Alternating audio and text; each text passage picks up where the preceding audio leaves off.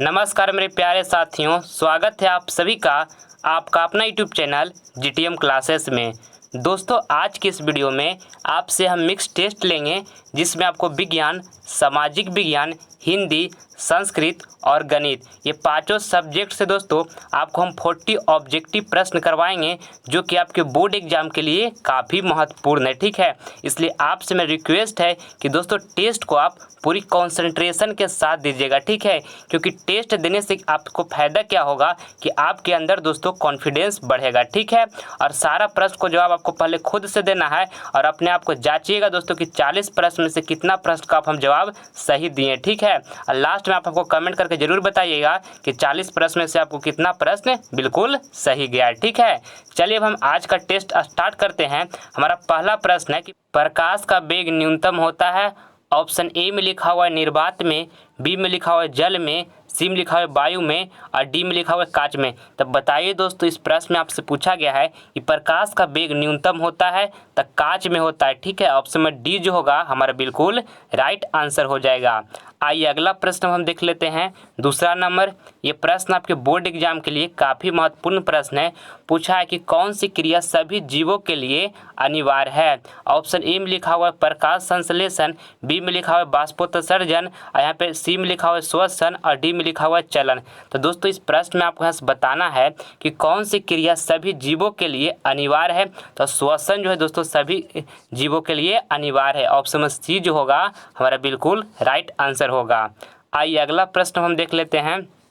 तीसरा नंबर, इसमें आपको बताना है दोस्तों कि सल्फ्यूरिक अम्ल का अणु सूत्र होता है। बताइए दोस्तों इसका राइट आंसर क्या होगा। ऑप्शन ए में लिखा हुआ है H2H2O7 और बी में लिखा हुआ H2SO4 और सी में लिखा हुआ H2H2O4 और यहाँ पे डी में लिखा हुआ H2H2O8। तो दोस्तों आपको बताना है कि सल्फ्यूरिक अम्ल का अणु सूत्र होता है तो H2SO4 होता है दोस्तों। ठीक है, ऑप्शन नंबर बी जो होगा हमारा बिल्कुल राइट आंसर हो जाएगा। और सल्फ्यूरिक अम्ल को दोस्तों हम किंग ऑफ एसिड कहते हैं, यानी कि अम्लों का राजा कहते हैं। ठीक है, ऑप्शन नंबर बी जो होगा यहाँ पर हमारा बिल्कुल राइट हो गया। आइए अगला प्रश्न हम देख लेते हैं। चौथा नंबर, COOH अभिक्रियाशील मूलक को कहते हैं। ऑप्शन ए में लिखा हुआ है कीटोन, बी में लिखा हुआ एल्डिहाइड, सी में लिखा हुआ अम्ल और डी में लिखा हुआ ईथर। तो दोस्तों ये प्रश्न में आपको यहाँ से बताना है कि COOH अभिक्रियाशील मूलक को क्या कहते हैं।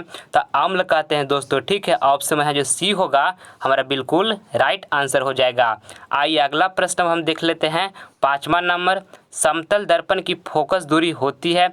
ऑप्शन ए में लिखा हुआ है 0 और बी में लिखा हुआ है अनंत और यहाँ पे सी में लिखा हुआ है 100 सेंटीमीटर और डी में लिखा है 50 सेंटीमीटर। तो दोस्तों ये प्रश्न में आपको यहाँ से बताना है कि समतल दर्पण की फोकस दूरी होती है तो अनंत होती है। ठीक है, ऑप्शन में है बी होगा हमारा बिल्कुल राइट आंसर हो जाएगा। आइए अगला प्रश्न हम देख लेते हैं। छठा नंबर, ये प्रश्न आपके बोर्ड एग्जाम के लिए काफ़ी महत्वपूर्ण प्रश्न है। पूछा गया है कि निम्नलिखित में से किसका उपयोग खाना पकाने बनाने वाले ईंधन में नहीं होता है। ऑप्शन ए में लिखा हुआ है बायोगैस, बी में लिखा हुआ है कोयला और सी में लिखा है LPG यानी कि दोस्तों लिक्विड पेट्रोलियम गैस और यहाँ डी में लिखा हुआ है CNG यानी कि कंप्रेस्ड नेचुरल गैस। ठीक है, तो आपको बताना है इस प्रश्न में दोस्तों कि निम्नलिखित में से किसका उपयोग खाना पकाने बनाने वाले ईंधन में नहीं होता है। तो दोस्तों बायोगैस का जो है खाना पकाने बनाने में ईंधन में होता है और कोयला का भी दोस्तों खाना पकाने में प्रयोग होता है और LPG गैस भी दोस्तों लिक्विड पेट्रोलियम गैस जो आपका घर में लगा हुआ होता है इसका भी दोस्तों खाना पकाने में प्रयोग होता है। मगर CNG गैस जो है दोस्तों कंप्रेस्ड नेचुरल गैस, इसको खाना पकाने में हम प्रयोग नहीं करते हैं। CNG गैस को दोस्तों वाहनों को ईंधन के रूप में प्रयोग किया जाता है। ठीक है, तो ऑप्शन में डी होगा यहाँ पर हमारा बिल्कुल राइट आंसर हो जाएगा। आपको याद रखना है कि CNG गैस का फुल फॉर्म क्या होता है तो कंप्रेस्ड नेचुरल गैस होता है। ठीक है, और CNG गैस हम कहाँ प्रयोग करते हैं तो वाहनों को ईंधन में प्रयोग किया जाता है। आइए अगला प्रश्न हम देख लेते हैं। सातवां नंबर, इसमें पूछा है कि CFC का पूरा नाम क्या है। ऑप्शन ए में लिखा हुआ है दोस्तों क्लोरीन कार्बन, और बी में लिखा हुआ है कार्बन क्लोरो फ्लोरो, और सी में लिखा हुआ है क्लोरो फ्लोरो कार्बन, और डी में लिखा हुआ है क्लोरो फ्लोरीन कार्बन। तो दोस्तों ये प्रश्न में आपको यहाँ से बताना है कि CFC का पूरा नाम क्या है। द क्लोरो फ्लोरो कार्बन है दोस्तों, ठीक है। ऑप्शन नंबर सी जो होगा हमारा बिल्कुल राइट आंसर हो जाएगा। क्लोरो फ्लोरो कार्बन CFC का पूरा नाम है, ठीक है। और CFC गैस जो है दोस्तों ये ओजोन परत को जाकर क्षय कर रहा है। और CFC गैस कौन सा उपकरण से दोस्तों उत्पन्न होता है, तो AC हो गया दोस्तों, फ्रिज हो गया, ये सब से दोस्तों CFC गैस उत्पन्न होता है और ओजोन परत को जाके क्षय कर रहा है, ठीक है। आइए अगला प्रश्न हम देख लेते हैं। 8 नंबर, टॉर्च एवं वाहनों के अग्रदीपों हेडलाइट्स में किस दर्पण का प्रयोग किया जाता है। बताइए दोस्तों इसका राइट आंसर। ऑप्शन ए में लिखा है अवतल दर्पण, बी में लिखा है उत्तल दर्पण, और सी में लिखा हुआ है समतल दर्पण, और डी में लिखा हुआ है इनमें सभी।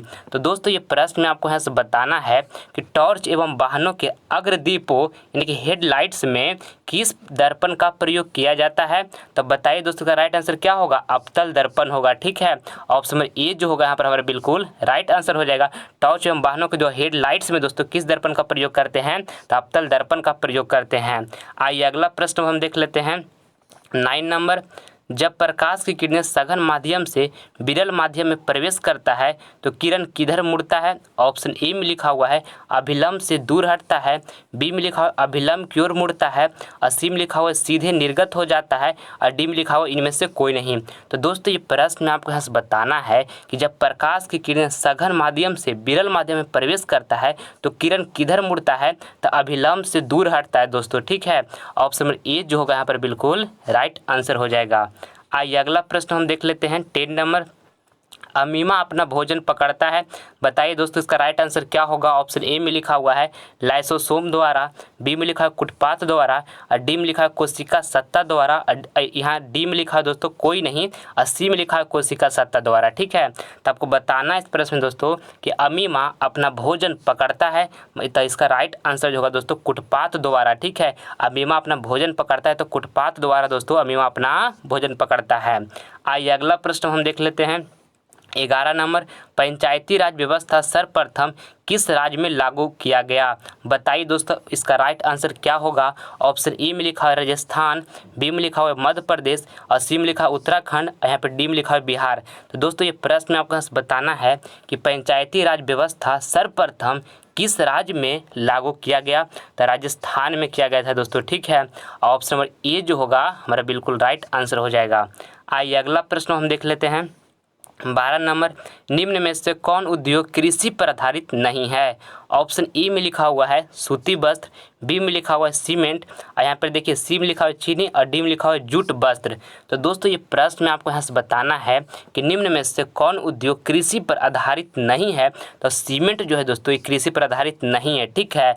ऑप्शन नंबर बी जो होगा यहाँ पर हमारा बिल्कुल राइट आंसर हो जाएगा। आइए अगला प्रश्न हम देख लेते हैं। 13 नंबर, ये प्रश्न आपके बोर्ड एग्जाम के लिए दोस्तों काफ़ी महत्वपूर्ण प्रश्न है। पूछा है कि देश के बांधों को किसने भारत का मंदिर कहा था। ऑप्शन ए में लिखा है महात्मा गांधी, बी में लिखा हुआ है स्वामी विवेकानंद, यहाँ पे सी में लिखा हुआ है डॉक्टर राजेंद्र प्रसाद, यहाँ पे डी में लिखा है पंडित नेहरू, ठीक है। तो आपको बताना है दोस्तों कि देश के बांधों को भारत का मंदिर किसने कहा था, तो पंडित नेहरू ने कहे थे दोस्तों, ठीक है। ऑप्शन में डी जो होगा यहाँ पर बिल्कुल राइट हो जाएगा। इसको आपको अच्छी तरीके से याद रखना है कि देश के बांधों को किसने भारत का मंदिर कहा था, तो पंडित जवाहरलाल नेहरू ने कहे थे, ठीक है। आइए अगला प्रश्न हम देख लेते हैं। 14 नंबर, ये प्रश्न दोस्तों आपके बोर्ड एग्जाम के लिए काफ़ी महत्वपूर्ण है। बहुत बार आपका एग्जाम ये प्रश्न पूछा गया दोस्तों, VVI प्रश्न है आपके बोर्ड एग्जाम के लिए, ठीक है। इसमें पूछा है कि बोल्शेविक क्रांति कब हुई। ऑप्शन ए में लिखा है फरवरी 1917 ईस्वी, यहाँ पर बी में लिखा है नवंबर 1917 ईस्वी, यहाँ पर सी में लिखा है अप्रैल 1917 ईस्वी, और डी में लिखा है 1905 ईस्वी। तो बताइए दोस्तों कि बोल्शेविक क्रांति कब हुई, तो नवंबर 1917 ईस्वी में हुआ था दोस्तों, ठीक है। ऑप्शन में जो बी होगा हमारा बिल्कुल राइट आंसर हो जाएगा। आइए अगला प्रश्न हम देख लेते हैं। 15 नंबर, महासागर के तली पर होने वाले कंपन को किस नाम से जाना जाता है? बताइए दोस्तों, इसका राइट आंसर क्या होगा? ऑप्शन ए में लिखा हुआ है भूकंप, बी में लिखा हुआ है सुनामी, और सी में लिखा हुआ है चक्रवात, और डी में लिखा हुआ इनमें से कोई नहीं। तो आपको ये प्रश्न में बताना है दोस्तों कि महासागर के तली पर होने वाले कंपन को किस नाम से जाना जाता है? तो सुनामी के नाम से जाना जाता है दोस्तों, ठीक है। ऑप्शन नंबर बी जो होगा हमारा बिल्कुल राइट आंसर हो जाएगा। आइए अगला प्रश्न हम देख लेते हैं। पहले आपको सारा प्रश्न को दोस्तों आपको जवाब पहले खुद से देना है, इसके बाद ही आप हमारा आंसर को देखिए, ठीक है। देखिए 16 नंबर प्रश्न में पूछा है कि भारत में योजना आयोग का गठन कब किया गया था? ऑप्शन ए में लिखा है 15 मार्च 1950, और बी में लिखा हुआ 15 अक्टूबर 1951, और सी में लिखा है 15 दिसंबर 1950, और डी में लिखा है इनमें से कोई नहीं। तो दोस्तों ये प्रश्न में आपको बताना है कि भारत में योजना आयोग का गठन कब किया गया था? तो 15 मार्च 1950 ईस्वी को दोस्तों किया गया था भारत में योजना आयोग का गठन, ठीक है। ऑप्शन नंबर ए जो होगा बिल्कुल राइट आंसर हो जाएगा। आइए अगला प्रश्न हम देखते हैं। 17 नंबर पूछा है कि बिहार में संपूर्ण क्रांति का नेतृत्व निम्नलिखित में से किसने किया? काफ़ी महत्वपूर्ण प्रश्न दोस्तों आपके बोर्ड एग्जाम के लिए। ऑप्शन ए में लिखा है मोरारजी देसाई, बी में लिखा हुआ नीतीश कुमार, और सी में लिखा है जयप्रकाश नारायण, और यहाँ पे डी में लिखा हुआ है इंदिरा गांधी। तो आपको बताना है इस प्रश्न में दोस्तों कि बिहार में संपूर्ण क्रांति का नेतृत्व निम्नलिखित में से किसने किया? तो जयप्रकाश नारायण किए थे दोस्तों, ठीक है। ऑप्शन नंबर सी जो होगा हमारे यहाँ पर बिल्कुल राइट आंसर हो जाएगा। आइए अगला प्रश्न हम देख लेते हैं। 18 नंबर, नेताजी सुभाष चंद्र बोस हवाई अड्डा किस राज्य में स्थित है? बताइए दोस्तों इसका राइट आंसर जल्दी से। ऑप्शन ए में लिखा हुआ है दिल्ली में, और बी में लिखा हुआ है तमिलनाडु में, और सी में लिखा है पश्चिम बंगाल में, और यहाँ पे डी में लिखा हुआ है केरल में। तो दोस्तों ये प्रश्न आपको बताना है कि नेताजी सुभाष चंद्र बोस हवाई अड्डा किस राज्य में स्थित है? तो पश्चिम बंगाल में है दोस्तों, ठीक है। ऑप्शन नंबर सी जो होगा यहाँ पर हमारा बिल्कुल राइट आंसर हो जाएगा। आइए अगला प्रश्न हम देख लेते हैं। 19 नंबर, असहयोग आंदोलन कब शुरू हुआ? ऑप्शन ए में लिखा हुआ है 1919, बी में लिखा है 1920, और सी में लिखा है 1930, और डी में लिखा है 1942। तो दोस्तों ये प्रश्न में आपको यहाँ से बताना है कि असहयोग आंदोलन कब शुरू हुआ? तो 1920 ईस्वी में शुरू हुआ दोस्तों, ठीक है। ऑप्शन नंबर बी जो है यहाँ पर हमारा होगा बिल्कुल राइट आंसर हो जाएगा। आइए अगला प्रश्न हम देख लेते हैं। 20 नंबर, ये प्रश्न आपके बोर्ड एग्जाम के लिए दोस्तों काफ़ी महत्वपूर्ण प्रश्न है। इसमें पूछा गया है कि बिहार का शोक किस नदी को कहते हैं? ऑप्शन ए में लिखा है गंगा, और बी में लिखा हुआ है पुनपुन, और सी में लिखा है कोसी, और डी में लिखा हुआ है यमुना। तो आपको बताना है दोस्तों कि बिहार का शोक किस नदी को कहते हैं? तो कोसी नदी को कहते हैं दोस्तों, ठीक है। ऑप्शन नंबर सी जो होगा हमारा बिल्कुल राइट आंसर हो जाएगा। आइए अगला प्रश्न हम देख लेते हैं। 21 नंबर, सर्वनाम के कितने भेद होते हैं? लीजिए बउआ वाला प्रश्न आ गया दोस्तों, इसका जवाब आप जल्दी से कमेंट में दीजिए। पूछा गया है कि सर्वनाम का कितने भेद होते हैं, कमेंट में बताइए जल्दी कितना होता है सर्वनाम के भेद। ऑप्शन ए में लिखा हुआ है 5, और बी में लिखा है दोस्तों यहाँ पे 3, और सी में लिखा हुआ है 6, और यहाँ पे डी में लिखा हुआ है 7। तो आपको बताना है दोस्तों कि सर्वनाम के कितने भेद होते हैं? तो 6 भेद होते हैं, ठीक है। ऑप्शन में सी जो होगा यहाँ पर बिल्कुल राइट आंसर हो जाएगा। आइए अगला प्रश्न हम देख लेते हैं। 22 नंबर, बहादुर तुमको अपनी माँ की याद आती है, ऐसा कौन पूछता है? ऑप्शन ए में लिखा हुआ है निर्मला, बी में लिखा हुआ है किशोर, और सी में लिखा हुआ है लेखक, और डी में लिखा हुआ इनमें से कोई नहीं। तो दोस्तों ये प्रश्न में आपको यहाँ से बताना है कि बहादुर तुमको अपनी माँ की याद आती है, ऐसा कौन पूछता है? तो दोस्तों निर्मला पूछती है, ठीक है। ऑप्शन नंबर ए जो होगा हमारा बिल्कुल राइट आंसर हो जाएगा, ठीक है। आइए अगला प्रश्न हम देख लेते हैं। 23 नंबर प्रश्न दोस्तों आपके बोर्ड एग्जाम के लिए काफ़ी महत्वपूर्ण प्रश्न है, ठीक है। इसमें पूछा है कि माँ के मार के डर से बहादुर रात भर कहाँ छिपा रहा? ऑप्शन ए में लिखा हुआ है घर में, बी में लिखा हुआ है जंगल में, और सी में लिखा है पड़ोसी के घर में, और डी में लिखा है इनमें से कोई नहीं। तो दोस्तों आपको बताना है कि माँ के डर से बहादुर रात भर कहाँ छिपा रहा? तो जंगल में छिपा रहा दोस्तों, ठीक है। ऑप्शन नंबर बी जो होगा यहाँ पर हमारा बिल्कुल राइट आंसर हो जाएगा, ठीक है। आइए अगला प्रश्न हम देख लेते हैं। 24 नंबर, भारत माता कविता का कवि कौन है? ऑप्शन ए में लिखा हुआ है सुमित्रा नंदन पंत और बी में लिखा हुआ है धनानंद और यहाँ पर देखिए सी में लिखा है जीवनंदन दास और डी में लिखा हुआ इनमें से कोई नहीं। तो आपको बताना है इस प्रश्न में दोस्तों कि भारत माता कविता का कवि कौन है? तो सुमित्रा नंदन पंत हैं दोस्तों, ठीक है। ऑप्शन नंबर ए जो होगा हमारा बिल्कुल राइट आंसर हो जाएगा। आइए अगला प्रश्न हम देख लेते हैं 25 नंबर। दोस्तों मैं आपको एक बात कहना चाहूँगा कि आप पढ़ाई दोस्तों मन से कीजिए, क्योंकि आपका मम्मी पापा दोस्तों बहुत आपसे आशा किए हुए हैं, ठीक है। आपको इतना बड़ा पास पोल कर करने में उन्हें क्या दुख, क्या दर्द, क्या तकलीफ़ हुआ है ये आपको मालूम नहीं है, ठीक है। इसलिए मन से पढ़ाई कीजिए दोस्तों, अपने लिए नहीं तो अपनी मम्मी पापा के लिए पढ़िए, मगर पढ़ाई अच्छे से ज़रूर कीजिए, ठीक है। और अपने जीवन में दोस्तों अपनी मम्मी पापा का नाम रोशन कीजिए, ठीक है। इसलिए दोस्तों आपको पढ़ाई एकदम दिन रात करना है दोस्तों, पूरी जिद से पढ़ाई करना है, जम के पढ़ाई करना है दोस्तों, और 450 प्लस लाकर अपनी मम्मी पापा को आपको खुश करना है, ठीक है। इसलिए जम के पढ़ाई दोस्तों आज से आप कीजिए। जो प्रश्न आपको याद नहीं है उसे पर नोटबुक पर नोट कीजिए और उसको याद करते चलिए, ठीक है। देखिए अब 25 नंबर प्रश्न हम देखते हैं। इसमें पूछा है कि पंडित बिरजू महाराज का जन्म कहाँ हुआ था? ऑप्शन ए में लिखा है बनारस, बी में लिखा है लखनऊ और सी में लिखा है इलाहाबाद और यहाँ पे डी में लिखा है बक्सर। तो दोस्तों ये प्रश्न में आपको यहाँ से बताना है कि पंडित बिरजू महाराज का जन्म कहाँ हुआ था? तो लखनऊ में हुआ था, ठीक है दोस्तों। इसको आपको याद रखना है, ठीक है। और इनका जन्म पंडित बिरजू महाराज का दोस्तों जन्म कब हुआ था? तो ये भी आप याद रखिएगा कि 4 फरवरी दोस्तों, 4 फरवरी 1938 ईस्वी में दोस्तों पंडित बिरजू महाराज का जन्म हुआ था, ठीक है। आपको याद रखना है, आपको एग्जाम में पूछा जाता है। आइए अगला प्रश्न हम देखते हैं 26 नंबर। ये प्रश्न आपके बोर्ड एग्जाम के लिए काफ़ी महत्वपूर्ण है। पूछा गया है कि अशोक वाजपेयी का जन्म कब हुआ था? ऑप्शन ए में लिखा हुआ है 16 जनवरी 1941 ईस्वी में, बी में लिखा हुआ है 19 मई 1943 ईस्वी में और डी में लिखा है 10 मार्च 1942 ईस्वी में और डी में लिखा हुआ है यहाँ पर 15 जून 1944 ईस्वी में। तब बताइए दोस्तों कि अशोक वाजपेयी का जन्म कब हुआ था? तो 16 जनवरी 1941 ईस्वी में हुआ था, ठीक है। ऑप्शन नंबर ए जो होगा यहाँ पर बिल्कुल राइट आंसर हो जाएगा। और कहाँ हुआ था दोस्तों? तो दुर्ग छत्तीसगढ़ में हुआ था, ये भी आपको याद रखना है। आइए अगला प्रश्न हम देख लेते हैं 27 नंबर। कोशिश का पर्यायवाची बताएं, यानी कि दोस्तों आपको कोशिश का दूसरा नाम बताना है, ठीक है। ऑप्शन ए में लिखा हुआ है प्रकट और बी में लिखा हुआ है प्रयास और सी में लिखा हुआ है प्रत्यक्ष और यहाँ पे डी में लिखा हुआ है समय। तो दोस्तों ये प्रश्न में आपको बताना है कि कोशिश का पर्यायवाची बताएं, यानी कोशिश का दूसरा नाम क्या होगा? तो प्रयास होगा दोस्तों, ठीक है। ऑप्शन नंबर ए जो होगा यहाँ पर, ऑप्शन नंबर बी दोस्तों, बी में प्रयास लिखा हुआ है। ऑप्शन नंबर बी जो होगा यहाँ पर हमारा बिल्कुल राइट आंसर होगा, ठीक। आइए अगला प्रश्न हम देख लेते हैं 28 नंबर। पूछा है कि सभा शब्द कौन संज्ञा है? ऑप्शन ए में लिखा है दोस्तों जातिवाचक, बी में लिखा है व्यक्तिवाचक, सी में लिखा है समूहवाचक और डी में लिखा है भाववाचक। तो बताइए दोस्तों इसका राइट आंसर क्या होगा जल्दी से। पूछा है कि सभा शब्द जो है कौन संज्ञा है? तो समूहवाचक है, ठीक है। ऑप्शन नंबर सी जो होगा दोस्तों यहाँ पर हमारा बिल्कुल राइट आंसर हो जाएगा। आइए अगला प्रश्न हम देख लेते हैं 29 नंबर। उपनिषद के रचनाकार कौन है? ऑप्शन ए में लिखा हुआ है कालिदास, बी में लिखा हुआ है वेद व्यास और सी में लिखा हुआ है चाणक्य और डी में लिखा हुआ है विदुर। बताइए जल्दी से इसका राइट आंसर। ऑप्शन यहाँ से पूछा गया कि उपनिषद के रचनाकार कौन है? तो वेद व्यास हैं दोस्तों, ठीक है। ऑप्शन नंबर बी जो होगा यहाँ पर हमारा बिल्कुल राइट आंसर हो जाएगा। आइए अगला प्रश्न हम देख लेते हैं 30 नंबर। ये प्रश्न आपके बोर्ड एग्जाम के लिए काफ़ी महत्वपूर्ण प्रश्न है। पूछा गया है सुख का वहन करने वाला कौन है?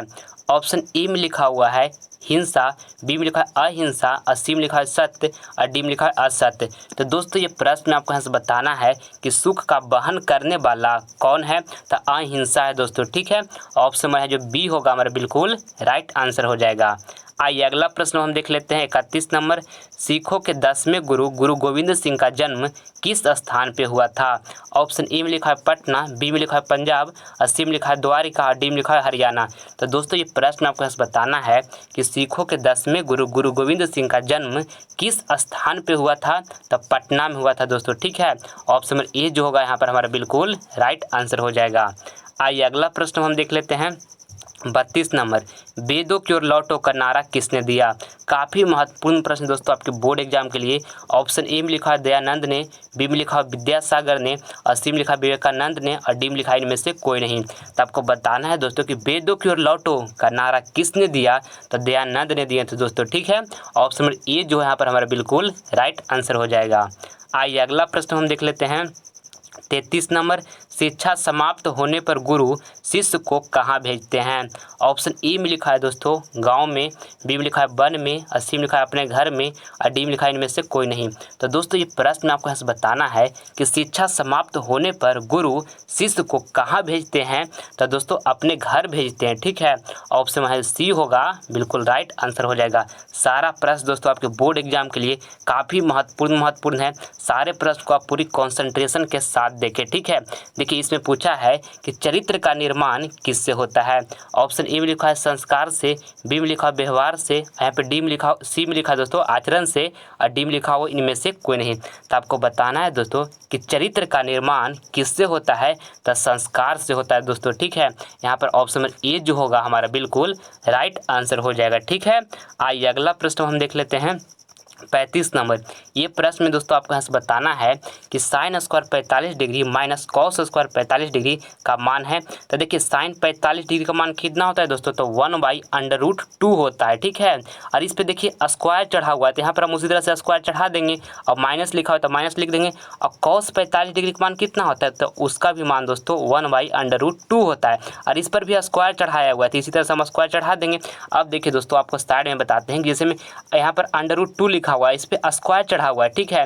तो दोस्तों अंडर रूट और यहाँ पर स्क्वायर दोनों कैंसिल हो जाता है, कट जाता है। तो यहाँ पर भी दोस्तों कट जाएगा, एक का तो स्क्वायर कीजिएगा तो एक ही हो जाएगा, ठीक है। और यहाँ पर अंडर रूट और स्क्वायर कैंसिल होकर क्या हो जाएगा? केवल 2 बचेगा, ठीक है। और उसी तरह से दोस्तों यहाँ भी एक का स्क्वायर कीजिएगा तो एक हो जाएगा, अंडर रूट और स्क्वायर दोनों कैंसिल होकर क्या हो जाएगा? केवल 2 बचेगा, ठीक है। अब देखिए 1/(1/2) दोस्तों, अब -1/2 कीजिएगा तो कितना दोनों से घटा के आ जाएगा? 0 आ जाएगा। माइनस यहाँ से 1/2 -1/2 कीजिएगा तो 0 आएगा ना। तो ऑप्शन में बी जो होगा हमारे यहाँ पर बिल्कुल राइट आंसर हो जाएगा, ठीक है। आइए अगला प्रश्न हम देख लेते हैं। 36 नंबर, ये प्रश्न आपके बोर्ड एग्जाम के लिए काफ़ी महत्वपूर्ण प्रश्न दोस्तों पूछा है। यदि P तथा Q दो अभाज्य संख्याएं हैं तो उनका मासा है। देखिए आपको यहाँ पर P और Q दोस्तों दो अभाज्य संख्या दे दिया गया, ठीक है। उनका मासा आपको पूछा गया। तो दोस्तों दो अभाज्य संख्या का जो हमारा मासा होता है वो दोस्तों हमारा 1 होता है, ठीक है।